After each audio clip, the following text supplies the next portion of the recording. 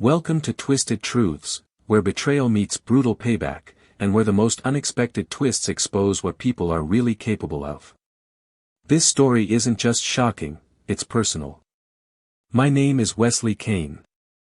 I'm 33, a software engineer living in Boulder, Colorado.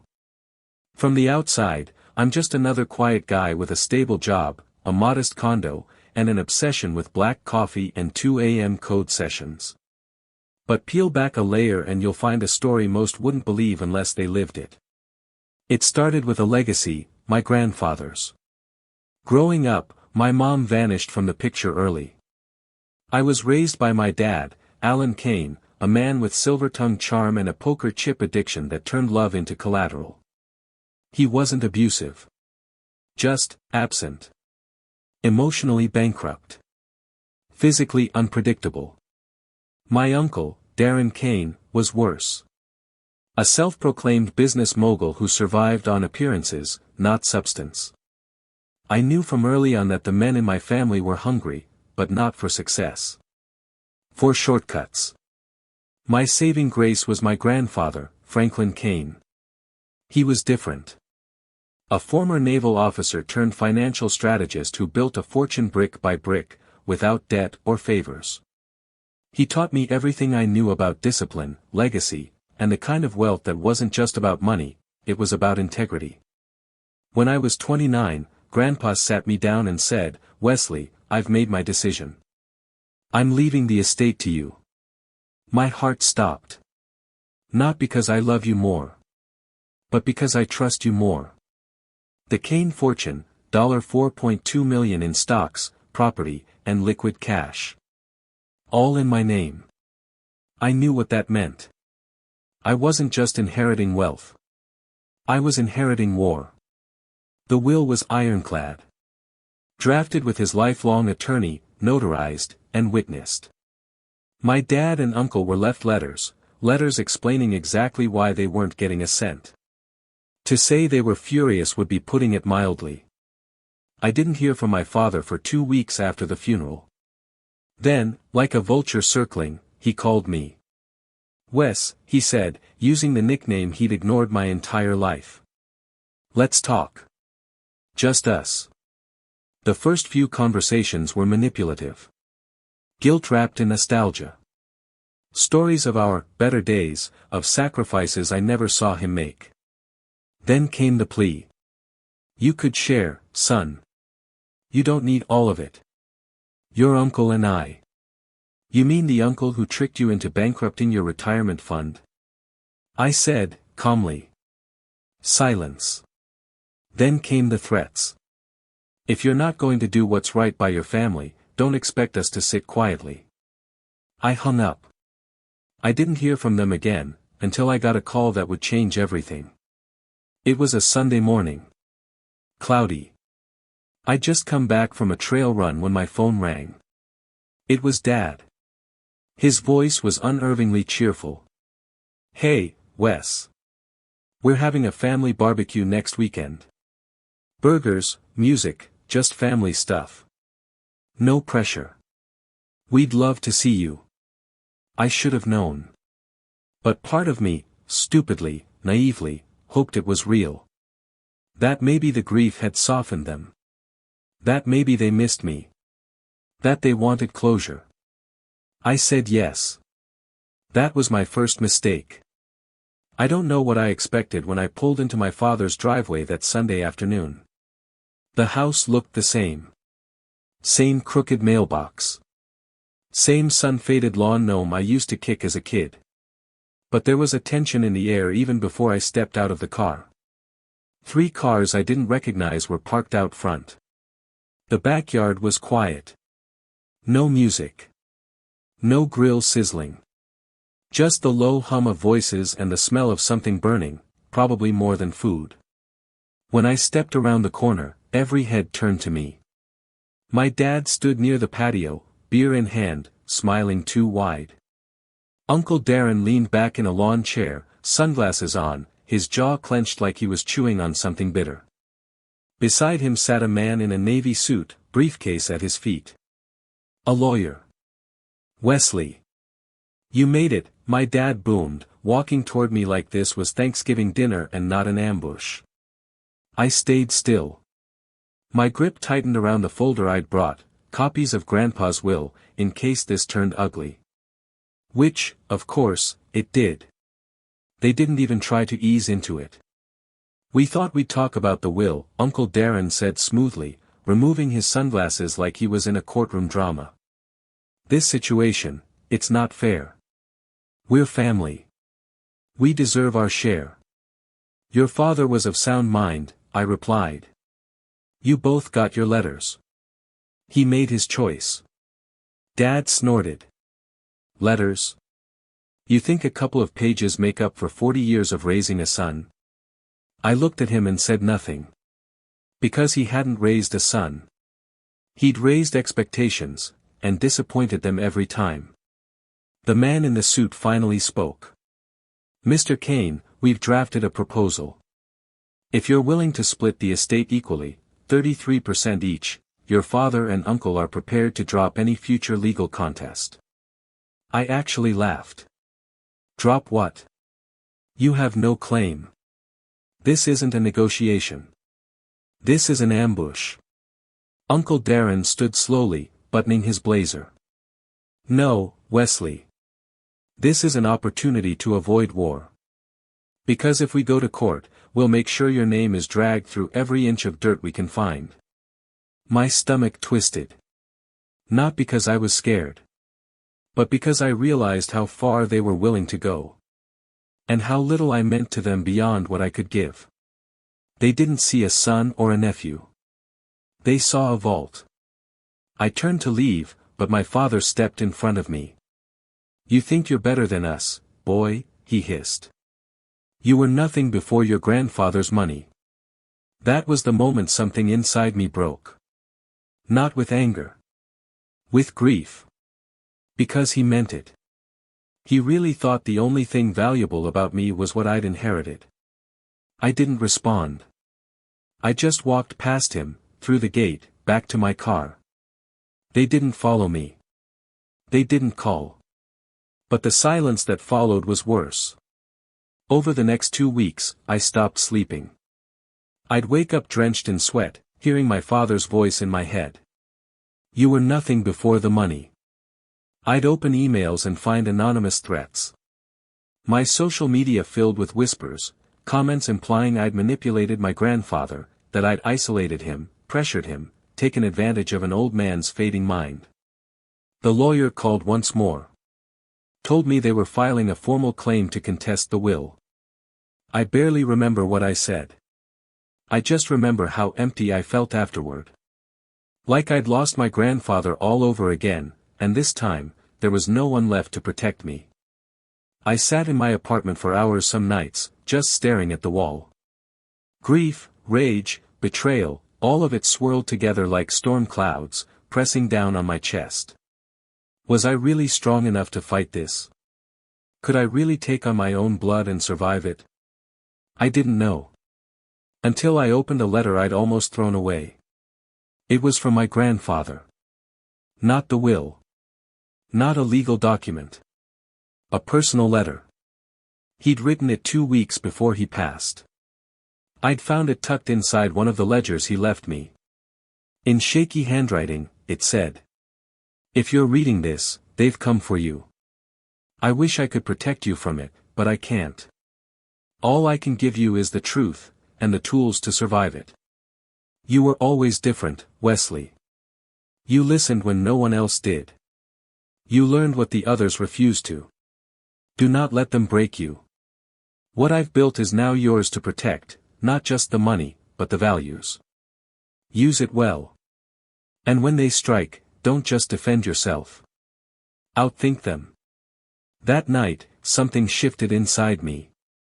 I stopped being the scared grandson clinging to a legacy. And I started becoming the man who would honor it, by taking on the men who wanted to destroy it.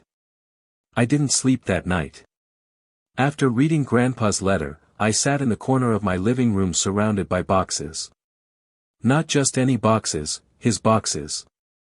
The ones I'd taken from the Boulder facility the day after he passed. I'd always meant to go through them, but part of me hadn't been ready. Emotionally, I think I was still pretending that if I didn't open them, maybe he wasn't really gone. But now, with Dad and Uncle Darren circling like wolves, I needed every scrap of knowledge, every ounce of strategy my grandfather left behind.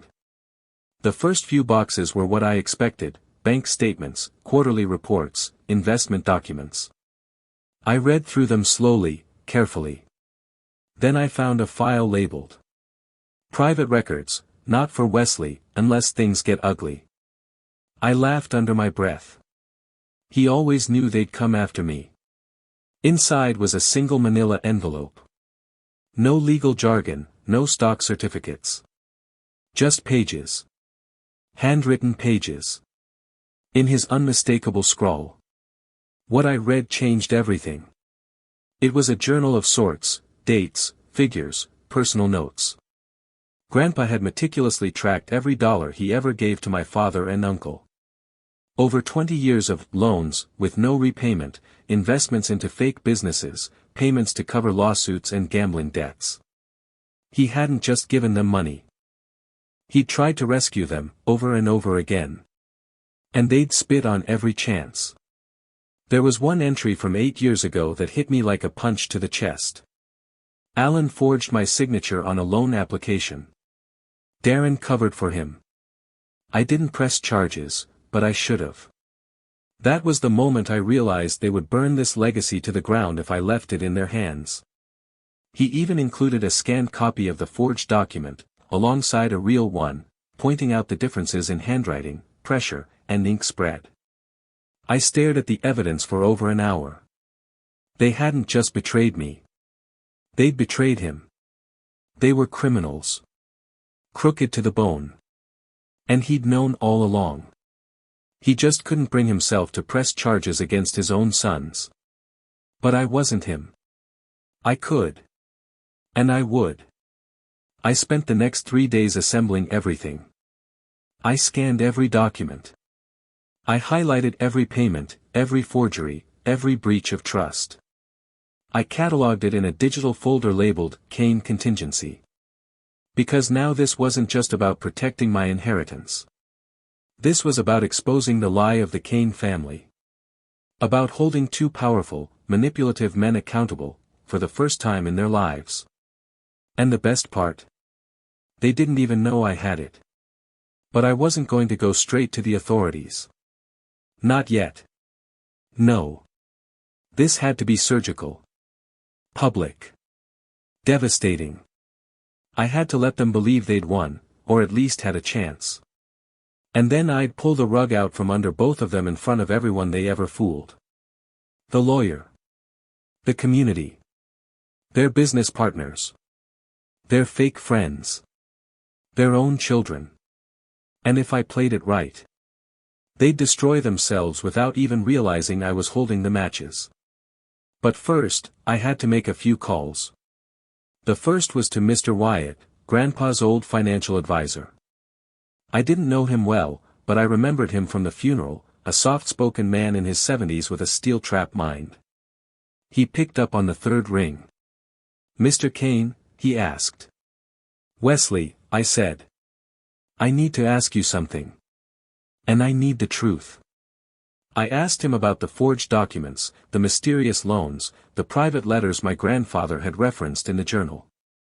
He didn't hesitate. "I've been waiting for this call," Wyatt said. "Your grandfather told me if you ever asked, he trusted you to handle it. He confirmed everything. And then he said something I didn't expect. Wesley, your grandfather didn't just leave you money. He left you leverage. But leverage only works if you're ready to use it." "I am now," I said. Wyatt paused. "Then make them come to you. Let them think they still have a chance. And when they finally show their hand, flip the table." That was the moment it all clicked. The blueprint wasn't just the journal. It was the story Grandpa had lived, and the one I was about to rewrite. The day after I spoke with Mr. Wyatt, I took a long walk through the Pearl Street Mall in Boulder, watching families laugh over ice cream and couples sit under glowing string lights. It was peaceful, normal, two things I hadn't felt in weeks. But I wasn't here for peace. I was preparing for war. I'd already gathered everything, documents of forged loans, transfer receipts, backdoor real estate deals, even the private journal entries Grandpa never meant to be seen unless things got ugly. Well, things weren't just ugly, they were radioactive. But information wasn't enough. I needed precision.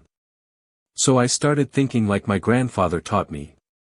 Control the board, Wesley. Not the pieces. That meant using their arrogance against them. Uncle Darren was a showman, he cared more about his image than reality. His LinkedIn page called him a serial entrepreneur with ventures in lifestyle innovation. Translation: he was a failed businessman with a fake smile and a Rolodex of gullible investors. My father, Alan. He was easier. A desperate man drowning in debt, clinging to pride with bleeding fingernails. He didn't want a fair share. He wanted a bailout. Both had skeletons. I had the bones, and the blueprints. All I had to do was open the door and let the wind in. I called Mr. Harper, Grandpa's estate lawyer, and scheduled a meeting. Wesley, he said when I arrived, I assume you're not here to give in. Far from it, I replied. I laid the evidence across his polished oak desk. His eyes widened as he read each page: fraudulent signatures, secret payments, bank transfers to offshore accounts. When he looked up, his face had changed. Do you want to file a criminal complaint? I shook my head. Not yet, I said. I want them to think they're winning. Mr. Harper nodded slowly, catching on. You're planning to bait them. Exactly. And when they finally feel bold enough to go public, I go nuclear. He leaned back, tapping the stack of documents. This is enough to ruin them, Wesley. Careers. Reputations. Their kids' futures.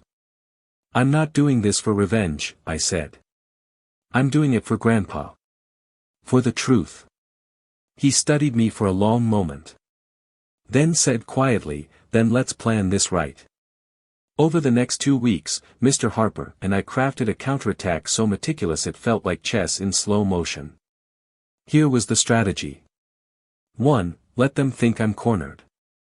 I stopped replying to messages. I withdrew from social media. I skipped a mediation session they demanded, just to make them think I was folding. 2. Leak the bait. Through a mutual friend, and with Mr. Harper's help, I let slip that I might be open to negotiation, especially if it meant keeping things out of court. Within 3 days, I got a call. Not from my father. But from Darren. He spoke with the arrogance of someone who thought the storm had passed. Wesley, I've been thinking, he said, maybe we were too aggressive. Maybe it's time we put the knives away. You're a smart guy. You don't want this dragging out forever. I kept my voice level. What are you suggesting? Let's meet. You, me, and Alan. Just us. Somewhere neutral. We talk. We find a solution. I pretended to hesitate. Then I said, fine. But we do it my way. We arranged to meet the following Friday at a luxury restaurant in Denver, a place Darren picked, of course. He wanted to show me he was still in control. What he didn't know. I'd already rented the private dining room next door. And I was bringing a court recorder, 2 legal witnesses, and a journalist friend from college who worked at one of the most read business exposés in the state. This wasn't just about catching them in a lie. It was about lighting the fuse in front of a room full of flammable egos. The Denver skyline shimmered with late afternoon gold as I stepped out of my car and walked toward Marseille, a high-end restaurant so pretentious it didn't even list prices on the menu. Uncle Darren's choice, of course. He wanted me to feel small. But I wasn't here to eat. I was here to end an empire of lies. The maitre d' led me to a private dining room with polished floors, crystal glasses, and floor-to-ceiling windows overlooking the city. Uncle Darren was already seated, nursing a glass of something amber and expensive, his Rolex catching the light. My father sat beside him, slouched in his chair, eyes puffy and bloodshot. He didn't meet my gaze. "Wesley," Darren said, rising with fake warmth. "Glad you came. Let's put the past behind us." I forced a smile and sat down. "Let's get to it." He slid a folder across the table. "This is our proposed agreement. You take half. We split the rest. You keep your career, your image. No lawsuits. Everyone walks away happy." I didn't open it. Instead, I reached into my bag and pulled out my own folder, thicker, heavier. I laid it gently on the table like a bomb with the pin halfway out. "What's that?" Dad asked, his voice hoarse. I opened the folder. The first page, a scanned image of the forged loan application from 8 years ago, Alan Kane's name in shaky, mismatched handwriting. Highlighted. Notarized. Dated. Next page, a breakdown of over $2.5 million in illegal transfers from Grandpa's accounts, including offshore wiring to a shell company tied to one of Darren's supposed ventures.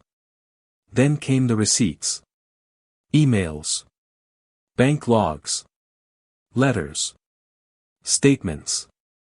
It was all there. Uncle Darren's smile slipped like oil off glass. "What the hell is this?" he asked, flipping through the pages. "This," I said, calmly, "is the story of how you both used, manipulated, and tried to destroy the only man who ever believed in you. And now, I'm going to make sure the world knows." I stood and stepped to the door, then opened it. Mr. Harper walked in, followed by 2 legal witnesses from the estate law firm. Last came Lena, my old college friend who now worked as an investigative journalist for the Denver Ledger. She held a recorder in one hand. And a camera phone in the other. Darren jumped to his feet. "What the hell is this, Wesley?" "It's called documentation," I said. "You two wanted this to be a negotiation. I decided it should be a deposition." My father sat frozen, eyes wide. "You recorded this?" "No," I said. "But she is now. And she's already reviewed the file. Her editor thinks it'll make the cover story next Sunday." Darren lunged for the documents, but Harper stepped between us. "I wouldn't," he said coldly. "Everything here is legally protected. And any sudden moves might be interpreted poorly." Darren's face turned scarlet. "You little bastard. You think you can ruin us?" I looked at him, this man who used to smirk at me like I was a mosquito at a yacht party. "I'm not ruining you, Uncle," I said. "You already did that. I'm just turning on the lights." My father whispered, "Please, Wesley, don't do this." I finally looked him in the eye. "You did this to yourself, Dad. You had your chances. You just wanted another hand at the table." And with that, I turned and walked out. But I wasn't done. Because I had one more card to play. The Whitaker Foundation Gala, a high-profile charity event Grandpa supported every year. The guest list: politicians, business leaders, media figures. And this year, I was the keynote speaker. 3 weeks after the restaurant ambush, I stepped onto the stage at the Whitaker Foundation Gala. I could hear my grandfather's voice in my head. Sometimes the most powerful truth isn't shouted in court, it's whispered in a room full of people who thought they knew you. The ballroom was packed. Marble floors. Crystal chandeliers. Denver's elite in black suits and gowns, sipping champagne and pretending not to watch each other. I was introduced as Wesley Kane, the late Franklin Kane's grandson, software engineer, and head of the new Kane Family Philanthropic Initiative. Polite applause. No one knew what I was about to say. Except me. I took a breath, stepped to the podium, and scanned the crowd. Near the back, I saw them, my father and Uncle Darren. I hadn't seen them since the restaurant showdown. Darren wore a forced grin, whispering to someone at his table. My father looked pale. Deflated. Like a man who knew what was coming but couldn't stop it. I cleared my throat and began.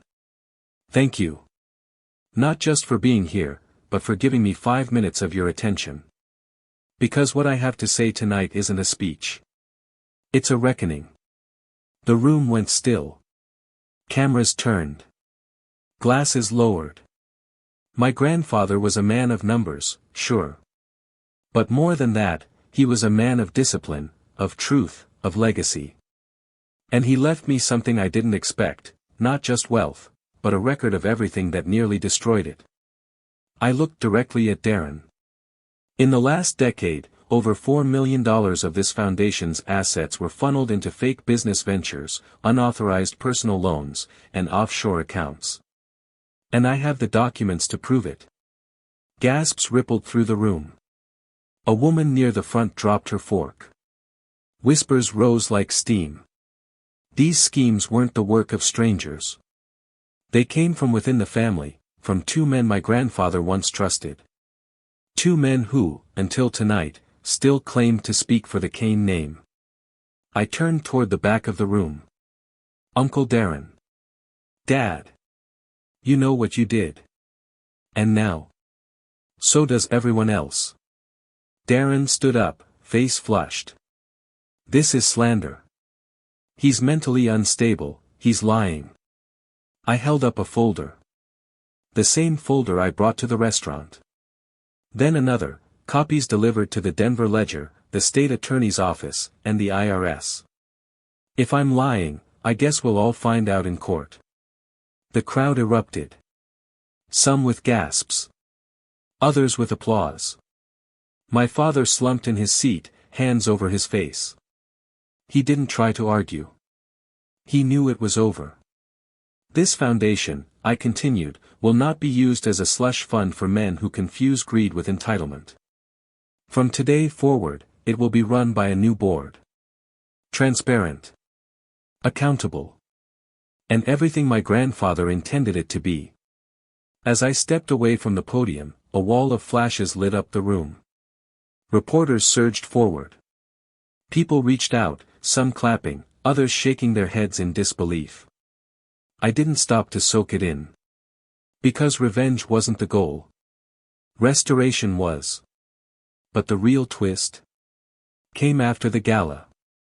As I was leaving, a young woman in her 20s approached me in the lobby. She looked nervous, clutching a small envelope. Mr. Kane, she said. I'm your cousin. Darren's daughter. My name is Lila. I froze. She handed me the envelope. I found this in Dad's office. It's about you. I thought you should see it. She walked away before I could respond. Inside the envelope was a contract, signed by Darren and a shady PR firm. Dated 3 months before Grandpa's death. It outlined a smear campaign, targeted at me. They'd planned everything. The social media attacks. The anonymous emails. Even bribes to former co-workers to spread rumors. They'd tried to destroy me long before the will was even read. But the best part? There was a note attached. Destroy him now. Once we have the money, we'll cut him out for good. It wasn't just betrayal. It was premeditated betrayal. And now, I had it in writing. 2 months after the gala, I stood in a courtroom. Clean suit. Clear mind. A judge sat before us, reading the folder I'd opened in front of the entire city. The forged loans. The misappropriated funds. The secret smear campaign contract from Darren's office, thanks to Lila, my cousin, who testified willingly. To their credit, neither Darren nor my father tried to deny it anymore. Their lawyers tried to blame miscommunication, financial misunderstanding, and my overreaction as the sole beneficiary. But the judge saw through it. So did the press. And the law. Given the overwhelming evidence of fraud, coercion, and financial exploitation, the judge said, this court denies all claims made by the defendants. Furthermore, the court finds sufficient grounds to open a criminal inquiry into the defendant's use of foundation funds and estate interference. The estate remains in full control of Wesley Kane, per the decedent's legally binding will. Darren muttered something under his breath as the judge left. My father just stared at me, hollow.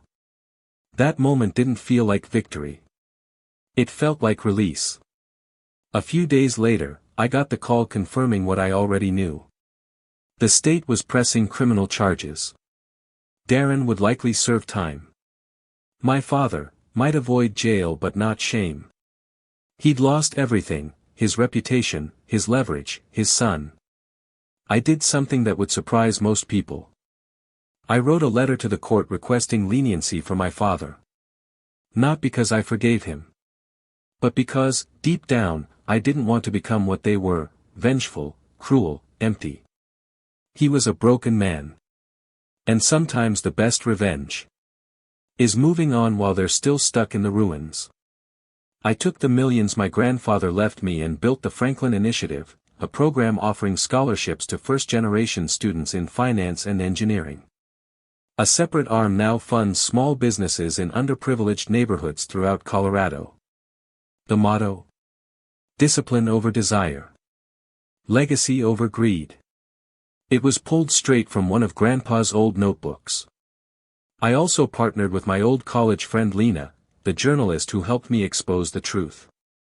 Together, we launched a podcast called Heir to the Lie, telling stories of people who, like me, inherited more than just money. They inherited chaos, corruption, and the burden of rebuilding. It went viral. Because people didn't want stories about fairy tale wealth. They wanted the truth.